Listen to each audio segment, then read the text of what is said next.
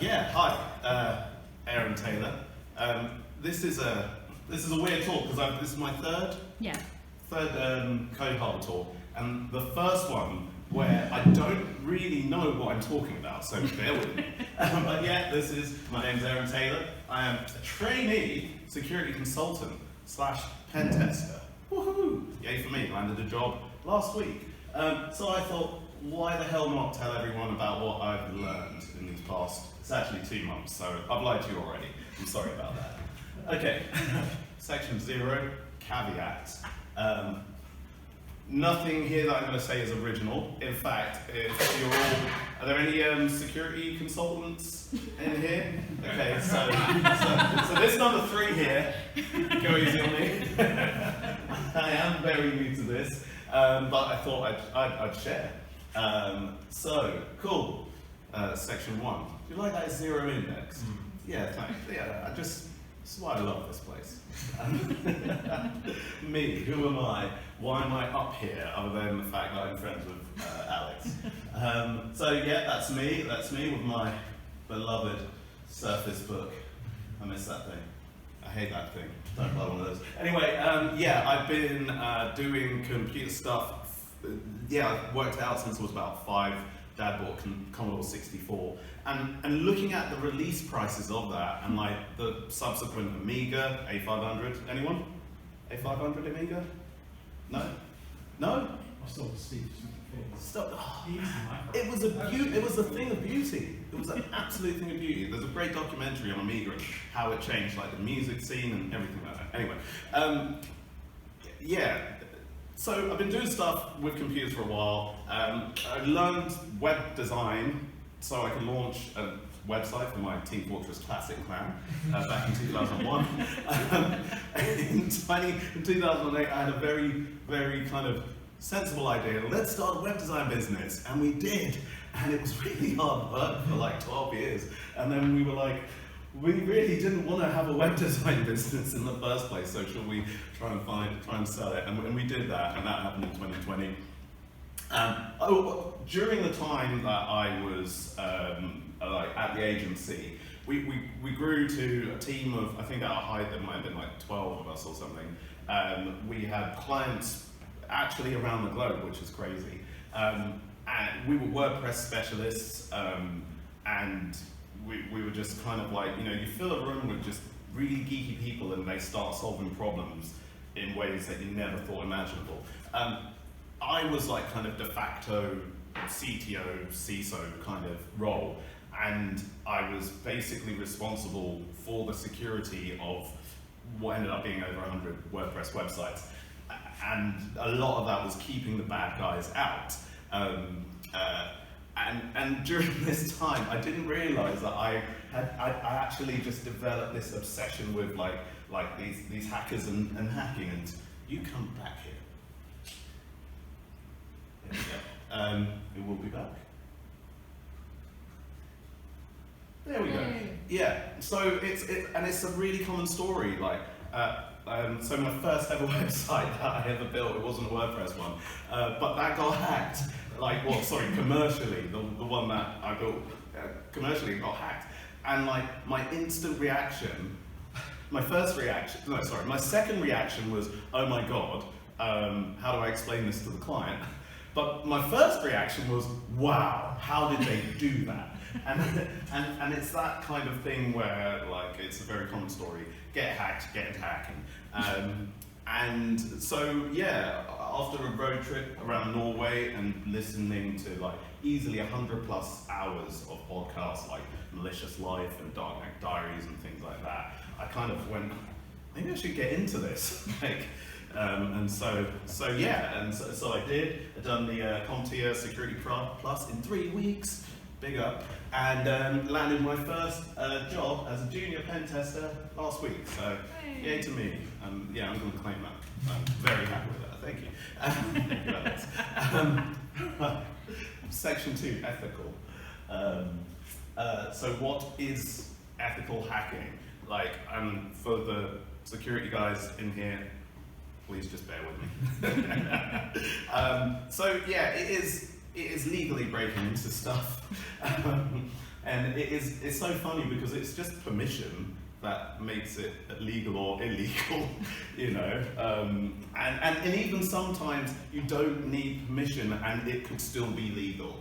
So, you know, there's a story of, the Dutch researcher who's got like 3,500 CVEs to his name, where he done a security assessment on Donald Trump's Twitter account and guessed the password. He just sat there and guessed the password.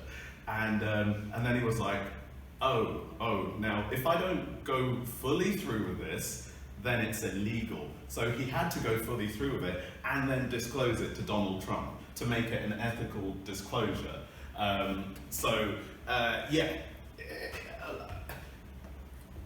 My flavour of it is like legally breaking into stuff. Also known as like offensive security, which in my opinion is the correct response to the imbalance that is inherent in the security in the security theory, let's call it. So you've got defenders, you've got attackers. As a defender, you need to build a fortress, and you need to think about absolutely every single part of that, and that needs to be like 100% right every time to keep the attackers out. But as an attacker, you've just got like this ginormous attack surface where you can go, oh, actually, well, this fortress, let's see, who makes the bricks? Is there something I can find out about the bricks? Or what's the ground like? Can I dig under it? And they only need to get it right once. And so it's an inherent imbalance. And offensive security says, well, why don't we just get people who think like attackers to attack our stuff? We'll give them permission so they don't get arrested.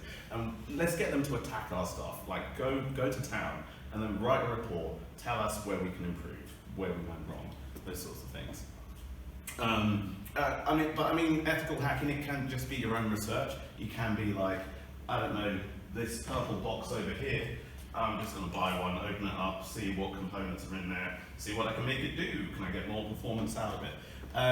You know, it can be, you can be a security researcher where you're just like, okay, I don't know, I'm working on an open source project and I'm just going to try and break this thing all the time and find exploits and get CVs, get internet points, maybe even like do it for bug bounties and that sort of thing.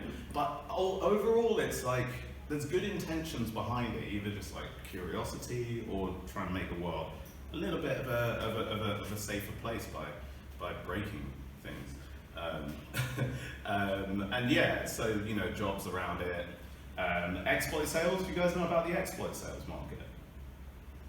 So a couple of knobs there. So say say you stumble across something like, you know, the famous Eternal Blue, MS, what was it, 070010 or whatever, Eternal Blue, which was it's a crazy exploit that was a 0-day in Windows that the NSA had found and just like, you know, gone, right, we're going to use this is cool. Then the NSA got hacked and then it got released to the world. And then it was the NotPetya virus that was the attack on Ukraine, which got way out of hand, which exploited that. Now, if you find a 0-day in Windows, you can go to Microsoft and say, hey, I found a 0-day, this is what it is. Microsoft will say, thank you very much. Or you can go to like marketplaces and events where you've got people like Trend Micro, you've got, you know, antivirus companies, you've got governments that are like, so show us your exploits. We'll buy those, we'll buy those, we'll buy those. And like, you can get like, you know, $100,000 or something for the right exploit, the right 0-day. For governments, they're obviously going to use it to hack. And for like, you know, antivirus companies and things like that, they're going to use it to update their AV signatures and things like that. So it's like, there's quite a lot of money involved in it. And it's also like a bit of a kind of moral dilemma, because you might get, I don't know, the UK government going, oh, we'll pay you £50,000, and then you might get some XYZ rogue state going, we'll pay you 50 million. and you go, you're going to do bad things with this, aren't you? So anyway, so yeah, that's exploit. That's genuinely one of the things I've learned. Like, you can just go and sell exploits for like lots of money. If you're interested in jumping in, for those who aren't in it already, a few websites.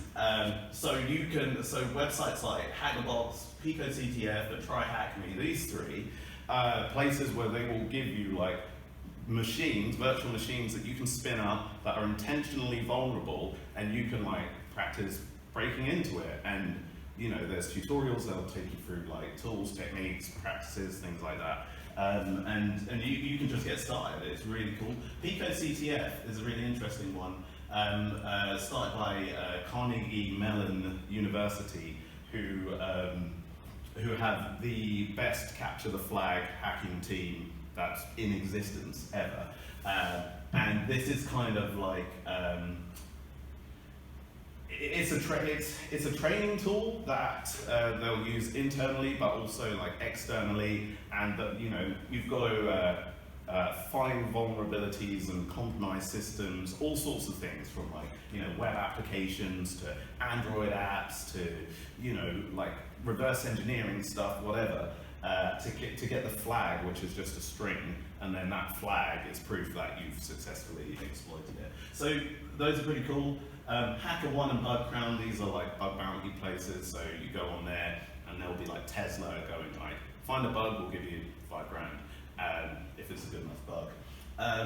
Podcasts as well, this is like, this just really helped me kind of just get into that kind of headspace, I guess, because you're just hearing stories of like, of you know, pen testers and hackers, like guys who have gone to jail, like guys who have escaped jail, guys, you know, like you're hearing like the in-depth kind of stories behind, like, you know, when Equifax got hacked and LinkedIn and, you know, all of these big ones, like, and you just kind of like, in a really cool way, immersing yourself in the landscape.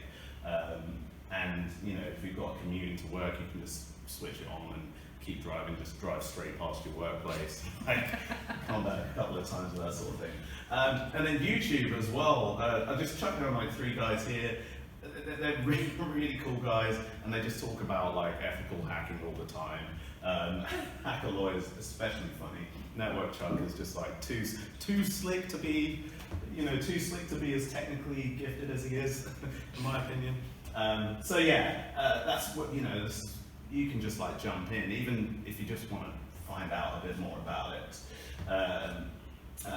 And this is just like a warning. It is so easy to break real laws when you're doing this, and you can just like mess up and like accidentally, I don't know, you thought you copied an IP address, but it wasn't like a private IP address, it was a public one, and then all of a sudden you're launching an attack against some unknown machine. Like, it's very easy to break actual laws and get into actual trouble. So measure twice, hack once. Pen tester, not a country in the Midlands, not a town in the Midlands. That was my joke. Thank you. I thought it was quite good.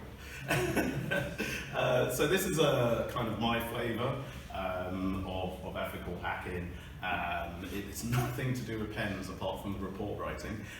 Short for penetration testing. And one of the things that really kind of amazed me, which kind of is such a big kind of, it really shows you how important UK government and governments around the world are taking cybersecurity. The fact that, so the NCSC, the National Cyber Crime, I can't remember what the other C is, like a government department, you know, has developed a set of standards by which they recommend, like, all companies with some kind of cyber, some kind of, you know, if you've got computers, if you've got a vector that can be attacked via the internet, then, you know, these are the standards that you should be testing your systems to. These are the people, like, these are the organizations that we accredit as being able to help you test your systems to our standards. And like these are the individuals that have achieved, you know, that have demonstrated the minimum amount of knowledge to do to achieve that standard. So that organisation is Check, but it's kind of weird. Like Check is the government arm of it, and then like Crest and the Cyber Scheme are separate organisations that will accredit you in their exams and that sort of thing. But I also think that, like, I think of like pen testing as in like, if the Jedi had just like learned the dark side of the Force, they would have been much better prepared when, why does that keep punishing? They would have been much better prepared, you know, when the when the Emperor sent out the order and, you know, they all got shot to death. Anyway, so we'll jump on to lessons. It's really not liking noise. Let me see. I do that because it might just be the. Should we just hold it? No. It might just be like my thing, my dongling, or it might not be my dongle at all. Right, is that stable? Okay, all right. Don't move.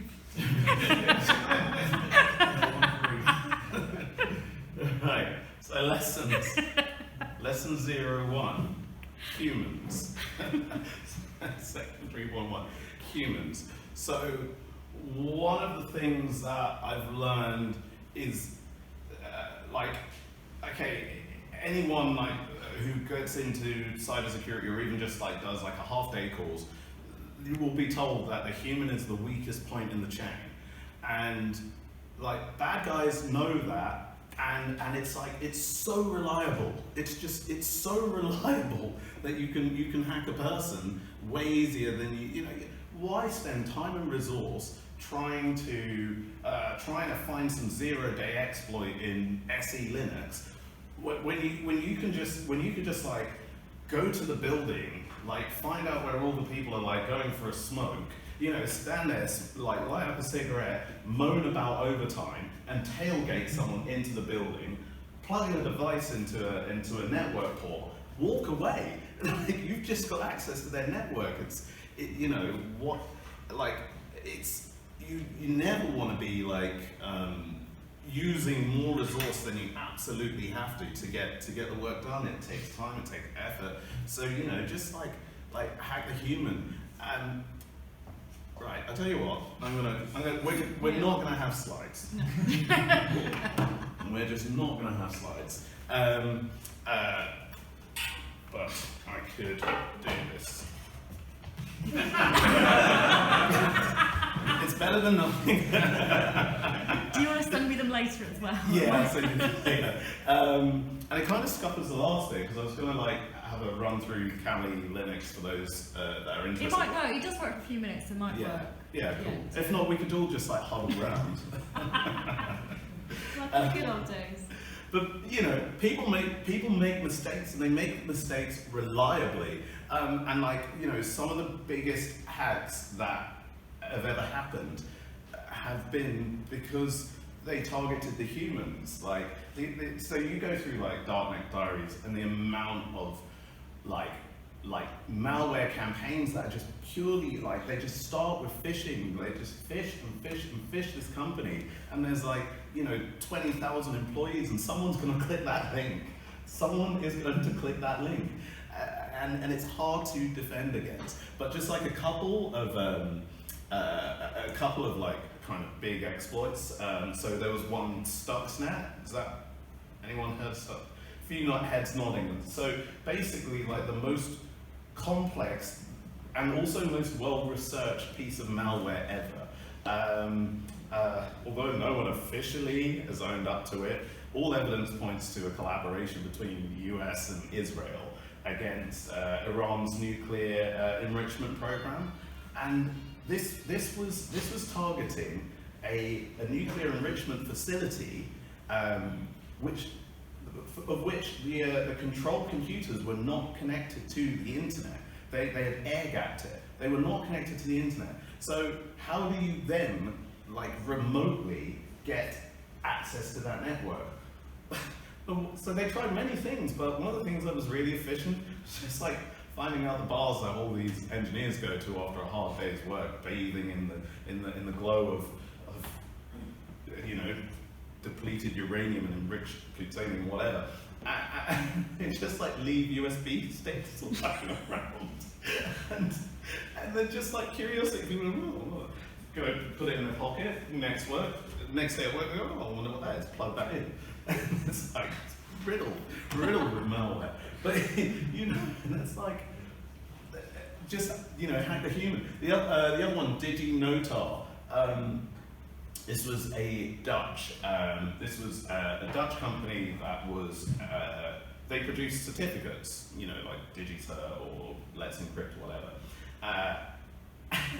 And they had really good security protocols, such as like to produce a new certificate for someone, like you had to be at a particular computer and you needed like a USB kind of almost like smart card to be able to, you know, to create the certificate.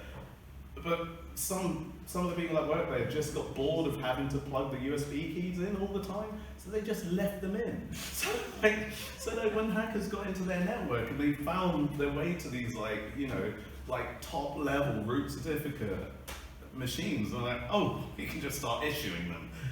And it was like, the people were the problem there. The next slide. So, you know, the best way of hacking the human is definitely go fish. Like, phishing is just, you know, just send them an email. Like, just send them an email. Have a link to, like, you know, where, you know, your malicious download or your malware website or whatever. You know, and it can be so ridiculous. Like, oh, we're giving, you know, this is your chance, we're XYZ company, and we're giving away 20 people, like, giving iPhones to 20 people. Someone is gonna click that, you know, and then it's like game over, you're in. And it's hard to defend against. So some of the points that I've got down here. So, like, how do you defend against phishing? Well, you need, like, okay, you need your malware scanners on your email. You need like endpoint security. If someone does download malware to their device, you've got to have like something ready to like pick it up and deal with it there. You've got to like train every single person in your organization. And I mean, I had an organization of what, like 12 people, and it was hard enough getting people to use like, you know, 1Password or whatever we were using like on a religious basis. So imagine if you scale that up to the size of like Cisco or something like that. I mean, Cisco's a bad example, but you know, they literally are the security. But you know, you run an organization with 100, 1,000, 10,000, 100,000 people. Like, how do you train all of them to like be able to identify phishing attacks? And then like you've got to have like other procedures. So like in here, there's a classic one where you send an email to not to like the CEO, make it look like it's from the CEO to like, I don't know, someone in accounts or whatever, and you go, hey, I need $500 worth of Amazon vouchers that's going out to the C-suite team. Keep it secret, but I need it in a hurry. I was meant to tell you last Tuesday. And this person goes, oh, okay, goes off, buys $500 worth of Amazon vouchers. Cool, just like paste in the numbers here, so I'm going to email it around. And that's not from the CEO. That's from like someone in Liberia. Like, you've just given them 500 quid of like completely untraceable, you know, internet currency. So yeah, hack the human, go fish is so effective, and actually like just like the kind of go-to for so many campaigns. Lesson number 2, preparation. Just kind of with this, for me, is ironic now. I could have got here earlier. It says recon, like reconnaissance is like, if you are going to test someone's security, then you've got to recon the hell out of it. But the funny thing is that there's so much information out there, without even using cool hacker tools, even though there are some, like there is just so much information out there that people are sharing freely, that is also being like just searched for and indexed by companies like Baidu, Google, Yahoo, whoever else. Like you can use this information to your advantage. Any information puts you at an advantage. It makes your job just that little bit easier. So things to think of when you're gathering information, depending on what kind of, if you're looking at this as like a pen testing campaign, what sorts of things might you be thinking of? So if you were doing, say, a physical security test, you might want to know what do employee cards look like. So go on Twitter, go on Insta, go on Facebook, look for the people who've just landed the jobs, holding up their employee cards. First day at work, yay! Zoom in on that. Get yourself like a card printer or whatever. It doesn't even have to work if you're just kind of like want to walk in with the crowd and just look like an employee. What do their cards look like? What's the physical security of the building? Are there fences? Are there like one-person vestibules? What does the corporate email look like if you're planning a phishing campaign, for example? What's the email kind of format? Do they always start with something and end with something? Is it plain text? Is it HTML emails that they're sending out? Who are the people? Who's the IT manager? Who's the CISO? If you want to do like a kind of like say you want to like call up, what is that, phone phishing attack, you want to know, like, I'm Bob, I'm the CISO, you better do this, like if you want to put pressure on someone, or say that this has come from Mike, or maybe you want to look for someone in the organization that is not connected to those people. You can just find this information out on LinkedIn. What internal software do they use? Oh, I'm just working remotely. Here's a picture of me and my coffee, and this is my laptop screen, and now you can see all the software that we're using internally.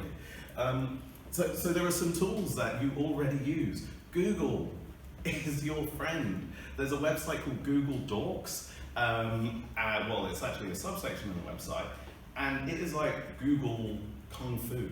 It is like all the things that you can type into Google to narrow your search and make it super specific. So if you want to know what, like, say, a company's email format might be like, there's a search term that you can write to search within PDFs, and you're looking for, like, I don't know, say you're looking for, internal email. I'll carry on because we've only got 5 minutes. Virtual drive-bys, Google Maps, Street View. Just drive by the place and go, okay, well, look, there's the main entrance there, and that looks like a little utility shed there. That could be an entry point or whatever if you're doing a physical.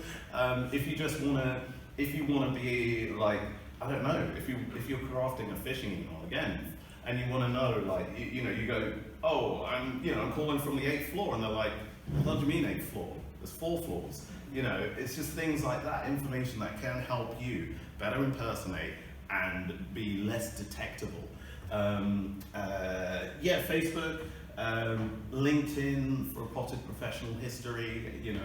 Just go, oh yeah, I was chatting to Paul, and you know that they know Paul because they're first level contacts on LinkedIn. So recon tools that you might use, ones that you might not use, and this would be useful to see.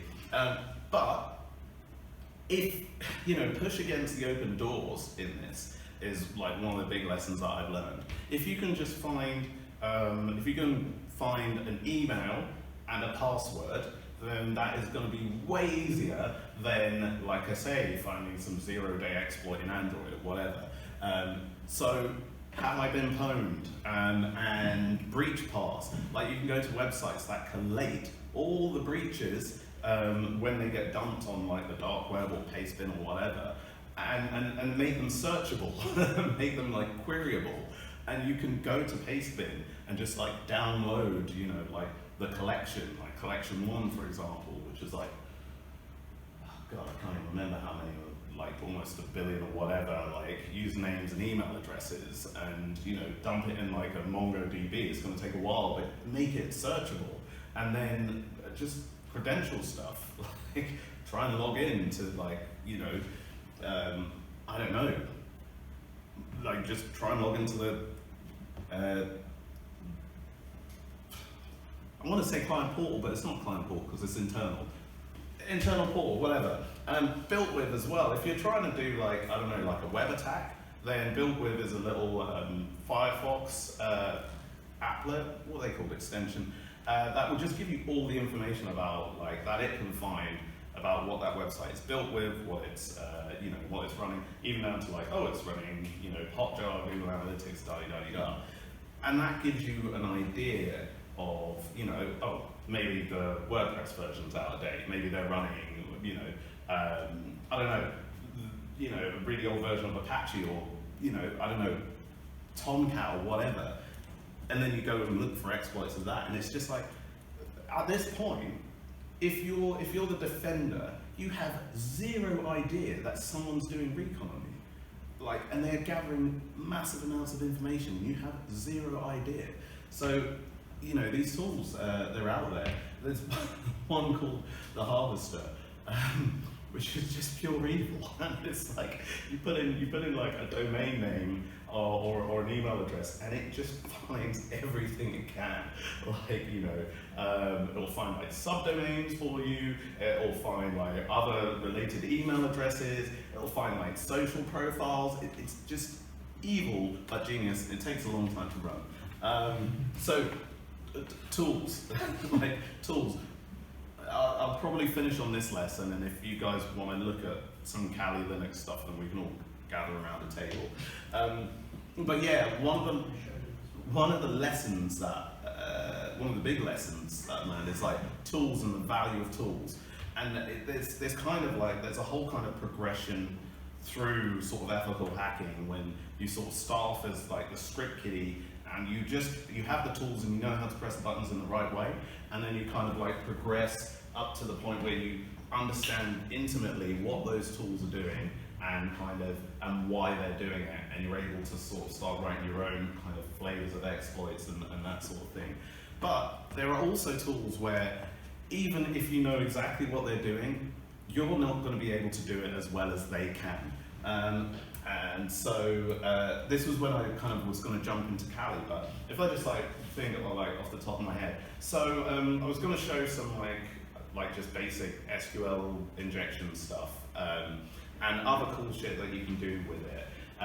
So when you first start getting into SQL injection, you're effectively trying to find a form on a website and put commas and dashes into it to see if it causes an error. And that's all fun, but there's a little tool called SQL Map, which this guy's like, SQL, yeah, use it daily. So SQL Map will do all of that for you. You basically pass it like a URL with a query string in it, and it will identify the actual queryable, well, the query variables, and then very quickly start attacking them. Identify, where there might be a vulnerability, and then give you a list of payloads, like a list of like malicious strings, where you can then run those again to gain access to it. There's one for MS SQL as well, and I can't remember what that's called. That might be part of the InPacket library. But this one's like crazy, because like not only can you gain access to a database using this tool, like you can gain shell access to the computer that it's running on if the database is vulnerable. And it's one of those things where there's like probably 3 or 4 steps in that exploit, and if you're under time pressure, you're just going to reach for that tool, and it's going to do that job, better than you are. So that's on the kind of sort of injection side of things. There's like low-level tools as well. Every single browser out there has like developer tools. And so you can just mess around. Like if you've ever come to a website and it's like, hey, this is a paywall, and you've gone, okay, inspect element, yeah, it is a paywall, but you've still got the content on the site, so I'm just gonna like delete this element and da-di-da-di-da. Not saying that you should do that, but it is a possibility. Do not condone these activities. You know, think of the other things that you can do. So finding hidden input fields and changing the value of them. You know, to give the server a value that it might not be expecting, or even like looking at the cookies as well. And you know, I use this as a very kind of trivial example, but I have seen stuff like this in the wild where you look at your cookies and there's a cookie there that says is admin equals 0, and you go, okay, well I'll just change that to 1, and then you're admin. You know, there are very poorly applications written out there that are using things like that. So, you know, like DevTools is there. You know, it's always available, and you know, it's a great tool. I guess I should use the M word, Metasploit, which was a tool created by, originally created by an ethical hacker to help him hack stuff better. He needed a way of like collating all of the exploits that he was using and delivering them in a way, like he basically wrote an interface for himself. And he called it Metasploit, and I mean it is a little bit magical, and it's one of those things where it's, you know, so you can go into Metasploit, you start it up, takes a little while to load up, and then you've got a searchable database of like, which is relatively up to date, of like all the exploits that it has available. So, you know, it's got exploits, it's got scanners, it's got backdoors, it's got, you know, rootkits, it's got shells, it's got all of these things. And it's really, it's easier than like the regular command line. You can just go like, okay, load eternal blue, set target to this IP address, exploit, go. And then bang, it hits you with, like, if it works, then it hits you with a reverse shell, and you're into the computer. You have shell access, and it's just like, well, duh. Why wouldn't I use that in like my day-to-day work? So there's so many other tools, and like Kali Linux, which is the security-focused Linux distro, it's just like, it's like the Christmas list. It's a Christmas wish list of tools, and it's all ordered through like the individual stages that you would go through when you are, you know, running a campaign or running a pen test. So, yeah, feel free to come over to my laptop and I'll show you some stuff there. I know I'm out of time. There are one. This is the last one. Promise. Other useful things. So word lists are really useful. There is still a lot of brute forcing that happens. Like if you're trying to crack a password, you know, if you're trying to, you know, crack a hash or whatever, you still really just need a very, very, like, or if you're brute forcing your way into like a login or something and they haven't like rate limited you or whatever, you still need a very, very big list of words effectively. And it's useful because like, you can just plug this word list into something like John the Ripper and run it against your downloaded etc shadow file, and it will go, oh, etc shadow, I'm going to go through like all of these users and use all of these like passwords, and if you've got a couple of GPUs lying around, plug them in and you just like let it run. Go have a coffee, go for a walk, whatever, come back, and it's like, I found 600 passwords for you, and you're like, sweet, I'll go and use those now, and just like log in, and all that sort of stuff. So yeah, you can get word lists. There's a couple of links here to GitHub. There's a new version of GrokQ, which is like a really popular one. It's like the top 10 million passwords or whatever. And then payloads, all the things. Literally just strings that you can plug into various applications with malicious payloads to gain access to them, basically. So these are the tools of the trade. Like, these are the things that if you're doing security well, you should be invulnerable to all of these things. And even if one or two of them work, then what you're trying to build is defense in depth. So okay, well, maybe they've broken into our web server, but our web server is separate from our email server, and it is actually in a demilitarized zone, so they don't have access to the company's internal network and things like that. There's a bunch of other stuff, but that's it for me now, on my tiny screen.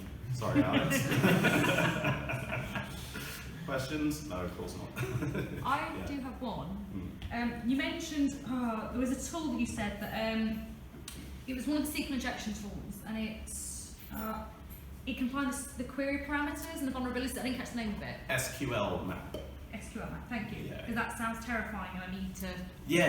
And this is another thing. Like, if you're building applications, like whatever's, like you can just like grab a copy of Kali and like just start throwing stuff at your applications. You know, you're already going to be doing like your static analysis, which is good. You're already going to be talking to people like Glenn, who's going to go, well. Just keep on doing production. Yes, that is a very good point. Like, yeah, do not test. I wrecked a couple of databases by running things like SQLNet against things and just going, this will probably be alright. And it's like, that's not alright. And depending on how the client's got it set up, it's either just ruins just your exposure to it or everyone else's day. Yeah. Oh, Just give you one word of warning about that though, say don't attack your production server, like hackers will. Well, that's the problem, right? It's balancing between what's good for testing in terms of not ruining the thing that you're making all the money off of, and also you need to test against the actual environment that's being attacked, because if your pre-production setup is, you go, oh well, it's fine because this is pre-production, so the certs might be out of date, or TLS might not be set up properly, and it's like that would be fine in production. It's like it's not, though, is it? exactly. No. 83%, the last later I met, 83% of people pay ransomware because they've got no way of getting back to a normal state. Yeah. So if you think that your production server is, you shouldn't hack it because you don't want to break it, that means you've got absolutely zero defense against ransomware. Yeah. Well, that's why it's always getting into doing secure development and making sure you're testing it through the process. So getting pen testers in early and often. Test every platform. That's mine. Actually test with the Yeah, exactly. Didn't Netflix do that? Netflix run Chaos Monkey stuff, so they just have the service just Switches off randomly delete Yeah. stuff. Or It wasn't random. So they create a hypothesis about if we did something like this is what we expect the effect to be. So they will then, not randomly, but they will take something out and Chaos Monkey did have random support in it, but it also had like do not target certain regions at certain times. Yeah. Like maybe the randomness is still built around the hypothesis. Yeah. So A switch has gone dead. So random witness will be like you say it could be well take down some switches, or take down some particular microservices, but they knew which ones could happen. It wasn't like they just randomly put their cable. They're a great job, and just walking down and just go, what happened to That's all you need, though. Don't you? Like, you need the guy who's just got like going to trip over the wrong wire. Well, saying about the OSINT stuff, one of the best things, I did a job like starting in my pen test stuff, and two things we found really useful were YouTube. Because people love doing like meet the team sort of videos, and they walk around their office, and the camera points at screens, not for long, but if it, you get a good frame which is pointing at a screen, and they didn't think this is going to be on camera, then it'll catch stuff. And obviously, like you might not catch the guy who's gone selfie with me on my laptop, but it's close enough. And then GitHub, you combine that with stuff like finding the emails and stuff like that, and not a huge amount of times, but it has turned up a couple times where you search for something and you go, oh, that shouldn't be here. Either it's the case that it's been exposed in the past, or someone who's worked with the company at some point and has decided this will make me look good if I put this up on my GitHub. But I've left like license stuff in there, especially. I had one where it's like this is an ex-employee of yours. They just left your license at the top of the file. Yeah, that's a really like, yeah, that's another thing that like I would see sometimes where, you know, like no control over, like no separation between like production and development API keys, and so you kind of like go, oh, send me the dev version, and like they send it over, and it's like, I'll just try this API key. Oh my god, I've got like their admin API key which they're using for like all of the applications. It's terrifying. Does everyone use a password manager? Yeah. Yeah, I use one that just got hacked recently. This is why it's that way. Or that'd be the last password. Not hard, I was going to ask you if anyone like, has seen the list of all the passwords. You know, you mentioned about 10 million passwords. Yeah. Has anyone seen that list? Well, I mean, I've seen parts of it. Yeah. That's the whole thing, Up to about 104,000. Has anyone seen their own, or have you done a search? Has anyone search to see their own passwords? I've searched for old ones in how I've been honed, and Yeah. all of like pre-password manager stuff, sort of anything that was used before about 10 years ago, yeah, they're in there. Yeah. Is anyone else say anyone currently using passwords that they? Yeah. Hopefully, not on systems that anyone can get to. Just your home box, you know? Give It's us like, an it's fine. example of when you're using it. On isolated machines on the network, yeah. But I know what the risk is. Yeah. So is it a good idea for websites you don't like to just start registering accounts? Well, that is always Now that is evil, man. I'm sorry, we should. No, just was that a question? I don't know how that happened. Are there any questions? Aaron, what's next in your journey? What's the next thing? What's your next step? So I start soon, and it will be more qualies. So I'll be doing CTM, check team member, and then I will be like going straight for team leader. So that would be like my, that would be my goal. Just learn Living new your life doing things. government work. Yeah, you know, just kind of want to like progress. Ultimately, I would love to get into like the kind of research-led side of things, because that's kind of, I just like the idea of being given a thing and sitting in a room for a year and then coming out with just like a list of 0 days and just be like, next. I don't know why I like that idea. Just be prepared for being in the room for a year and coming out going, there's nothing, it's fine, I hate it. That's it, yeah. I think getting into like research would be cool. Any other questions? Right, thank you.